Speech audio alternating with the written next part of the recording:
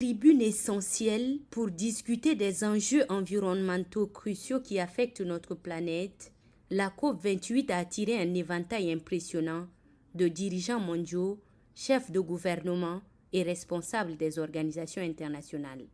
Parmi ces hôtes de haut rang figure le président de transition, président de la République, chef de l'État, général Mahamat Idriss Déby Itno, dont la présence aux assises témoigne de l'engagement du Tchad dans la lutte contre le changement climatique qui a des impacts directs sur la sécurité alimentaire, la stabilité et le bien-être des populations. Les travaux sont présidés par le ministre émirati de l'Industrie et des Technologies, par ailleurs président directeur général de l'entreprise publique Abu Dhabi National Oil Company, Sultan Ahmed Al-Jabir. Les travaux de cette 28e COP sont dédiés au premier bilan mondial de l'action mené par l'ensemble des États conformément à l'accord de Paris conclu lors de la COP 21 en 2015. L'accord de Paris prévoit de limiter la hausse de la température à 1,5 degré Celsius d'ici la fin du siècle.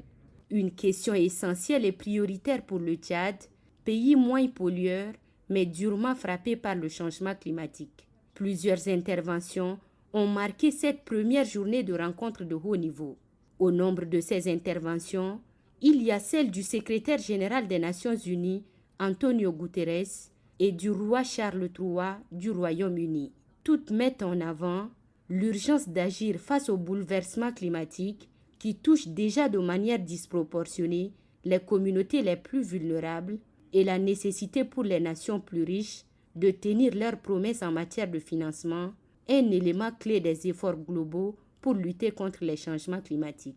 La COP28 promet donc d'être un forum crucial devant permettre de partager les meilleures pratiques et élaborer des politiques concrètes pour relever les défis climatiques. Le Tchad, sous la direction du président de transition, général Mahamat Idriss Déby Itno, s'engage comme l'ensemble des pays représentés à jouer un rôle actif dans cette quête collective pour un avenir plus durable et résilient face au changement climatique qui menace dangereusement notre planète.